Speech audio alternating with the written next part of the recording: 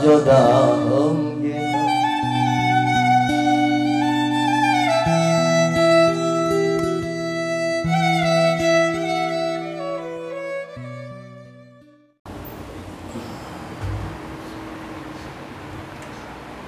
Alhamdulillah, alhamdulillahilladzi wa ilaikal mustaka wa antal musta'an. Ya Hanan ya Manan, Allahumma innana bi anna nashhadu an la ilaha illa antallah, antal ahad antas somad, alladzi lam yalid wa lam yulad wa lam yakul lahu kufuwan ahad. Asyhadu an la ilaha illallah wa asyhadu anna Muhammadar Rasulullah. Allahumma salli ala sayyidina wa nabiyyina wa habibina wa syafi'ina wa zuhrina wa maulana Muhammad. Allahumma salli wa sallim wa barik alaih. Ayuhal hadirunal kiram, ittaqullah. Ittaqullah, ittaqullaha haqqa tuqatih wa la tamutunna illa wa antum muslimun. Wa qala Allah Ta'ala fi kitabihil karim, a'udzu billahi minasyaitonir rajim. Bismillahirrahmanirrahim. Ya ayyuhalladzina amanu ittaqullaha wa qulu qawlan sadida yuslih lakum a'malakum wa yaghfir lakum dhunubakum. Wa may yuti'illaha wa rasulahu faqad faza fawzan azima. Shadaqallahul azim wa sadaqa rasuluhun nabiyul karim. Wa nahnu ala dzalika minasyahidin wasyakirin. Walhamdulillahi rabbil alamin. Ma'asyiral muslimin, jamaah salat Jumat yang dimuliakan oleh Allah Subhanahu wa taala. Tidak terasa dari detik berubah menjadi menit, menit berubah menjadi jam, jam berubah menjadi hari, hari pun berubah menjadi pekan, pekan pun berubah menjadi bulan, bulan pun tak mau diam sejenak tapi dia juga ikut berubah menjadi tahun. Tidak terasa dari 1444 Hijriah, sekarang kita sudah di pertengahan di bulan Muharram 1445 Hijriah. Kalaulah boleh kita sejenak melihat sejarah bahwa republik ini dimerdekakan bukan simsalabin abrakadabra sebagai membalikkan kedua belah telapak tangan, tapi di dalamnya penuh pengorbanan, tetes keringat dan bahkan air mata, bahkan nyawa. Bagaimana ulama-ulama kita bekerja sama dengan pondok pesantren, mereka mengusir para musuh-musuh Belanda yang ingin menguasai republik tercinta ini. Maka semua berkat daripada ulama. Maka di dalam hadis dikatakan al ulama warasatul anbiya, ulama adalah pewaris ilmunya Nabi.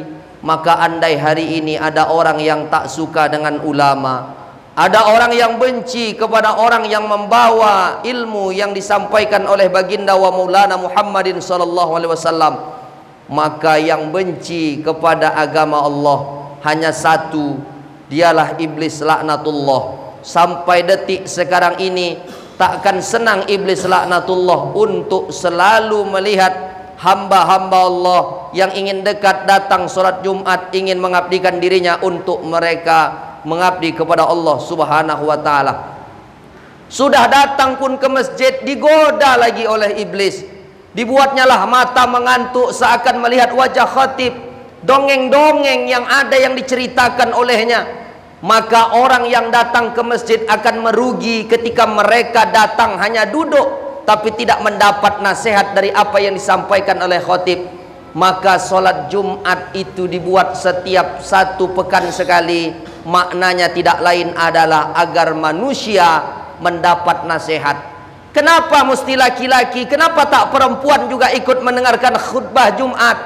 Karena kepala rumah tangga itu adalah laki-laki. Maka kalau baik nahkodanya, maka baiklah rumah tangganya. Maka hari ini berapa banyak kasus di dalam rumah tangga, berapa banyak hari ini kezaliman terjadi. karena berawal dari pemimpin yang salah. Kalau pemimpinnya salah, maka yang dipimpin pun akan menyalah. Kalau pemimpinnya salah, yang dipimpin menyalah, maka alamat tidak akan pernah mendatangkan kebahagiaan kepada kita. Maka hari ini umur kita bertambah, pada hakikatnya usia kita berkurang di hadapan Allah Subhanahu wa taala. Sekarang sudah 1445. Kalau kita ambil ujungnya 45, Republik ini dimerdekakan juga sama 1945, ujungnya 45. Pada tanggal 17 Agustus 1945, dan sekarang kita sudah masuk pada detik-detik bagaimana Indonesia ini menjadi negara yang kuat, dihormati karena ada apa? Orang-orangnya disegani, orang-orangnya dihormati. Maka jangan sangka hari ini kalau ada orang sepele sama kita, sebab apa? Boleh jadi karena ulah kita yang tidak mencerminkan kebaikan. Makanya paling tidak pada kesempatan kali ini usia kita bertambah di hadapan Allah Subhanahu wa taala. Kita ingin sholat Jumat, kita ingin bersedekah, kota infak berjalan keliling. Apa tujuan kita untuk memberikan sesuatu ke dalam kota infak? Sederhana jawabannya, kita ingin memperoleh pahala di hadapan Allah Subhanahu wa taala. Orang nanti yang masuk neraka bukan mereka tak punya pahala. Orang nanti yang masuk surga bukan mereka tak pernah buat dosa, tapi ditimbanglah amal kebaikannya lebih banyak daripada amalan keburukannya. Maka surga itu layak bagi mereka yang pahalanya lebih besar di hadapan Allah Subhanahu wa taala. Tapi sangat merugilah orang itu andai dia bersedekah, andai dia datang sholat Jumat, dia datang di saf pertama. Apa kata Nabi? Siapa yang datang di saf pertama lalu dia mengambil di saf yang paling depan, maka dia laksana seperti berkurban dengan seekor unta. Di saf kedua dia seperti berkurban dengan seekor kambing. Saf kedua seperti berkurban dengan seekor sapi. Saf ketiga seperti berkurban dengan seekor kambing. Saf keempat seperti berkurban dengan seekor ayam. Saf kelima seperti berkurban dengan sebutir telur. Tapi kadang-kadang berapa banyak masjid cantik megah, tapi jangankan sebutir telur, kadang-kadang telur puyuh pun tak dapat dia. Apa sebabnya? Dia datang terlambat. Sudah datang terlambat, duduk paling belakang, bercerita pula sama kawannya, "Cemana kau kerja tadi? Aman?" Cemana hari ini umat Islam mau menjadi orang yang dihormati dan dihargai, tapi kadang-kadang kitalah yang membuat cerminan tak baik. Maka pada kesempatan kali ini khatib akan coba menyampaikan, menguraikan apa-apa penyebab amalan kita hilang dan gugur di hadapan Allah Subhanahu wa taala melalui sabda Rasulullah sallallahu alaihi wasallam, sittatu asya tuhbitul a'mal. Ada 6 perkara yang menyebabkan amalan kebaikan kita gugur di hadapan Allah Subhanahu wa taala. Yang pertama adalah al-istighalu bi uyubil khalqi, orang yang sibuk dengan aibnya orang lain.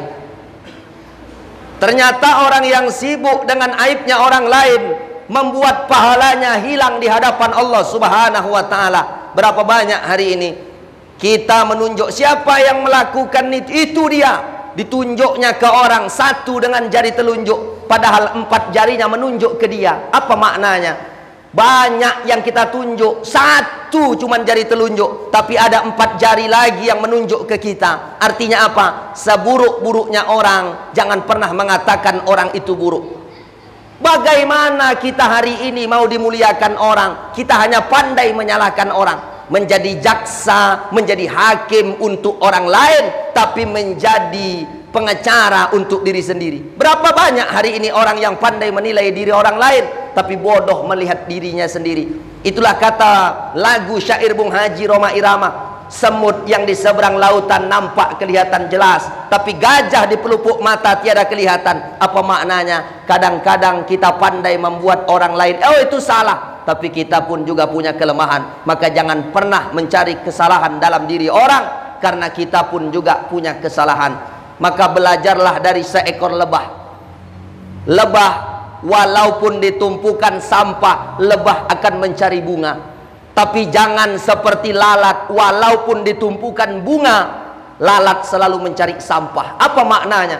Walaupun kita didekatkan dengan orang yang tak baik, tapi carilah kebaikan dalam diri orang itu. Tapi jangan seperti lalat, walaupun sudah dikumpulkan dengan orang soleh, dengan orang-orang BKM masjid, tapi dia tetap mencari keburukan pada diri orang lain. Maka jangan contoh lalat, tapi contohlah lebah yang dikeluarkan manis, namanya madu, dan lebah selalu memakan yang manis-manis. Apa maknanya? Orang Islam yang dia makan halal, yang dia keluarkan pun baik-baik. Yang kedua, yang menyebabkan amalan kita gugur di hadapan Allah Subhanahu wa taala, wa qaswatul qalbi, orang yang keras hati. Sekeras-kerasnya batu, Bapak, kalau diambil gerenda, dibelahkan, dijadikan ukir, dijadikan cincin, cantik dipakai untuk hiasan jari jemari.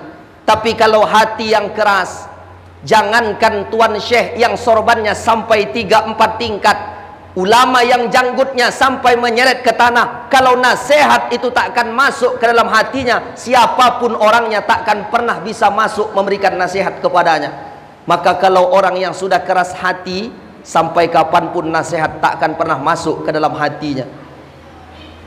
Yang ketiga, yang dapat menghilangkan pahala di hadapan Allah Subhanahu wa taala adalah hubbud dunia, orang yang terlalu mencintai dunia. Kita bekerja silahkan, kita untuk mencari nafkah mulai pagi sampai pulang maghrib silahkan. Tapi ketika kau mencintai dunia, kau mengabaikan kehidupan akhirat, maka bersiaplah, siapa yang mengejar dunia belum tentu dia dapat akhirat. Tetapi siapa yang mengejar akhirat, dunia sudah bersimpuh di bawah telapak kakinya. Apa kata Ustaz Abdul Somad? Dunia ini seperti setetes embun. Dunia ini seperti setetes air. Andai kau dapat, jangan bangga cuman setetes. Andai kau tak dapat, jangan kau pernah bersedih, dia pun cuma setetes. Apa maknanya? Hari ini berapa banyak orang bersaudara sikut-sikutan gara-gara harta warisan, parang-parangan, gara-gara harta tinggalan orang tua, adik kakak, abang kakak, tak bercakapan sampai mati. Padahal dunia ini hanya sebesar sayap nyamuk, tak lebih daripada itu. Tapi andai hari ini kita pentingkan dunia, tapi jangan pernah lupakan kehidupan akhirat. Andai kau cintai dunia sampai kau melupakan akhirat, ternyata itu pula yang menggugurkan amalan kebaikan kita di hadapan Allah Subhanahu wa taala. 3. Yang keempat adalah waqillatul haya, orang yang sedikit malu. Ternyata orang yang sedikit malu menghilangkan amalan kebaikannya di hadapan Allah Subhanahu wa taala. Kalau bicara dulu, listrik belum masuk seperti sekarang, apalagi zaman digital, apa-apa semua bisa diakses. Orangnya tinggal di Pekanbaru, orangnya tinggal di ibu kota Jakarta, kita tinggal di Serampah, tapi malam kita video call, nampak wajahnya, kelihatan matanya, kelihatan orangnya. Canggih zaman, tapi budaya malu sekarang sudah mulai menipis. Bahkan hari ini mohon maaf, berapa banyak perempuan-perempuan yang mereka punya suami, jilbabnya dia buka, rambutnya dia semir, dia pakai bulu mata palsu, dia kadang-kadang hidupkan handphone, dia rekam, dia upload, dia masukkan ke dalam sosial medianya. Berapa banyak laki-laki yang bukan mahramnya memandang istri kita. Kita sholat Jumat, kita rajin mendengarkan ceramah, tapi istri kita mohon maaf kadang-kadang budaya malu sudah tak ada. Maka itulah kata Nabi, la yadkhulul jannata dayyus, takkan masuk surga orang yang punya istri tapi tak ada rasa cemburu kepada istrinya.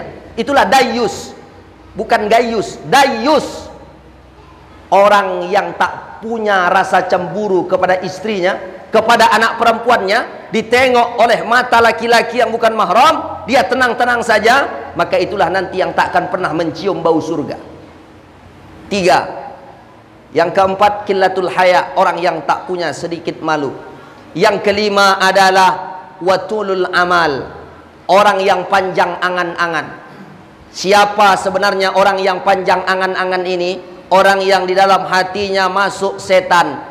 Ketika setan selalu memberikan kabar-kabar baik, padahal semua itu hanyalah angan-angan. Andai kau punya mobil, andai kau punya rumah, satu lagi kau sewakan, kau kontrakkan, andai anakmu kerja jadi PNS, andai. Bahasa andai ini adalah bahasa setan. Apa yang kita punya, itulah yang mesti kita syukuri. Apa yang hari ini kita miliki, itulah yang mesti kita jaga. Jangan hari ini bandingkan rezeki kita dengan rezeki orang lain. Mohon maaf Bapak sekalian yang dimuliakan Allah, kadang-kadang singa dengan kucing rezekinya berbeda. Singa dapat rusa, kucing hanya seekor ikan. Kucing jangan pernah cemburu kepada seekor singa, karena andai dia dapat rezeki singa, maka kucing takkan sanggup untuk memakan seekor rusa.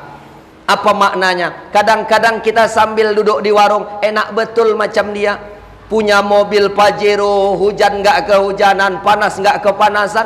Kalau masuk jalan tol, jalannya nggak ada lubang, pasti enak betul macam dia. Dia tak pernah tahu orang yang punya mobil mewah pun kadang-kadang pening setiap tanggal 5 karena cicilan kredit yang mesti dia bayar. Nampaknya saja rumahnya lebar, tapi lihat orang-orang kaya, pintu depan rumahnya jarang terbuka lebar macam rumah kita. Apa sebab?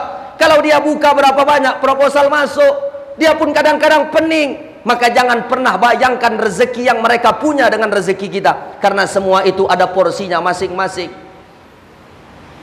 5. Yang keenam adalah yang dapat menghilangkan pahala di hadapan Allah Subhanahu wa taala, wa zalimun la yantahi, melakukan kezaliman yang tiada henti-hentinya. Ternyata ini pula yang membuat amalan pahala kita gugur di hadapan Allah Subhanahu wa taala.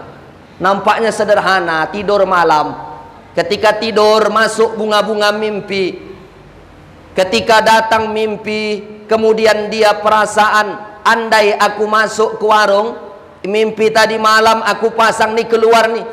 Dia mimpi kambing dipasangnya 35, keluar.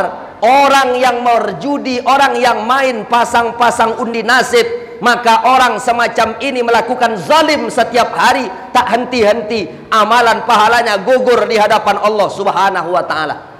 Tak ada gunanya sholat, tak ada gunanya sujud, jengkang-jengking menghadap kepada Allah, tapi pahala kita semua sudah hilang di hadapan Allah Subhanahu wa taala. Maka biar kecil yang kita buat, tak banyak yang kita lakukan. Kita punya karyawan kerja, karyawan kita setiap kali dia pulang kerja kita belikan dia makanan. Ada di dekat rumah kita nenek-nenek, kakek-kakek yang udah tua, anaknya pun susah, dia susah. Kita belikan setiap hari Jumat ayam penyet, kita belikan dia makanan. Andai nanti dia sudah tak ada, itulah barangkali bapak sekeluarga sehat, anak-anak lulus semuanya menjadi abdi negara. Apa sebab? Ada di sekitaran rumah kita yang mereka mendapat bantuan kita. Maka orang yang hebat itu Pak, bukan untuk dirinya sendiri. Orang yang hebat itu anaknya disekolahkan jadi tentara, jadi polisi, jadi orang-orang hebat, jadi jaksa, jadi hakim, bukan. Tapi andai dia orang biasa, tukang becak dia Pak, tapi andai datang orang susah, dia duluan membantu, maka boleh jadi dari sekian banyak orang-orang kaya di sekitaran rumah kita, dialah nanti yang dapat amalan-amalan kebaikan di hadapan Allah Subhanahu wa taala. Maka tahun sudah berganti, sekarang sudah masuk di pertengahan Muharram. Muharram akan habis. Habis Muharram Safar, habis Safar Rabiul Awal, masuk peringatan Maulid Nabi Muhammad SAW. Habis pula Rabiul Awal, Rabiul Akhir.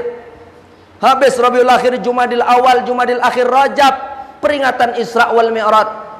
Habis Rajab, Sya'ban, habis Sya'ban, tak lama lagi Ramadan akan datang kepada kita. Pertanyaan besar untuk kita, sampaikah umur kita kepada Ramadan? Berapa banyak hari ini ketawa-ketawa di warung, besok kena stroke, meninggal dunia, nggak pernah tahu kita. Tapi yang kita minta kepada Allah, ya Allah, jangan sampai kau hilangkan amalan-amalan kami, sehingga nanti kami mati menghadap kepadamu mengucapkan kalimat La ilaha illallah Muhammadar Rasulullah. Mulut kita berucap keadaan yang paling baik, mengucapkan kalimat tiada Tuhan selain Allah. Dan kabar gembira untuk kita semua, mangqala la ilaha illallah dakhalal jannah. Siapa yang ketika di ujung akhir hidupnya dapat mengucapkan kalimat la ilaha illallah, dikatakan kepada mereka, masuklah ke dalam surga. Mohon maaf, yang berucap itu nanti bukan lisan kita Pak. Kalau lisan kita rasa-rasanya anak SD, anak TK pun bisa mengucapkan kalimat la ilaha illallah.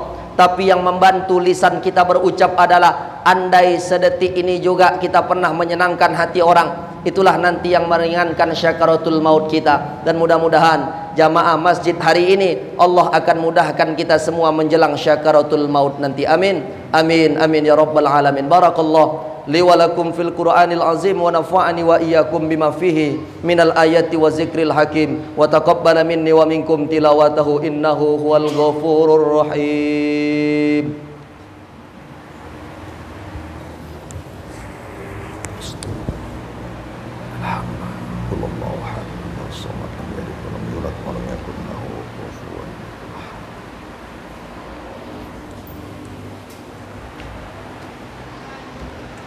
Alhamdulillah, alhamdulillahilladzi hadana li hadza wa ma kunna linahtadiya laula an hadanallah. Asyhadu an la ilaha illallah ya dzal jalali wal ikram wahdahu la syarika lah wa asyhadu anna Muhammadan abduhu wa rasuluhu alladzi la nabiyya ba'dah. Asyhadu an la ilaha illallah wa asyhadu anna Muhammadar rasulullah. Ayyuhal hadirunal kiram ittaqullah ittaqullah ittaqullaha haqqa tuqatih wa la tamutunna illa wa antum muslimun. Allahumma salli ala sayyidina Muhammad wa ala ali sayyidina Muhammad. Wa qala Allah ta'ala fi kitabihil karim, a'udzu billahi minasy syaithanir rajim. Bismillahirrahmanirrahim. Ya ayyuhalladzina amanu taqullaha ya ayyuhalladzina amanu taqullaha wa qulu qawlan sadida yuslih lakum a'malakum wa yaghfir lakum dzunubakum. Wa may yuti'illaha wa rasulahu faqad faza fawzan azima. Wa qala fi ayati ukhra innallaha wa malaikatahu yusalluna 'alan nabi ya ayyuhalladzina amanu sallu 'alaihi wa sallimu taslima. Allahumma fashalli wa sallim wa barik ala sayyidina Muhammad wa ala alihi tabi'in wa man tabi'ahum bi ihsanin ila yaumiddin wa radu anhum bi rahmatika ya arhamar rahimin. Allahumma ighfir lil muslimina wal muslimat wal mu'minina wal mu'minat al-ahya'i minhum wal amwat innaka ala kulli syai'in qadir. Allahumma ahyina bil iman wa amitna bil iman wa hsyurna bil iman wa adkhilnal jannata ma'al iman. Khususan ya Allah ila jama'atina jama'ah salatul jumu'ah fi hadzal masjid innaka ala kulli syai'in qadir. Rabbana atina fid dunya hasanah wa fil akhirati hasanah wa qina adzabannar walhamdulillahi rabbil alamin. Ibadallah, innallaha ya'muru bil adli wal ihsan wa ita'i dzil qurba wa yanha 'anil fahsya'i wal munkari wal baghi ya'idzukum la'allakum tadhakkarun. Fazkurullahal azim yazkurkum was'aluhu min fadlihi yu'tikum wad'u yastajib lakum wa la dzikrullahi akbar. Aqimus shalah.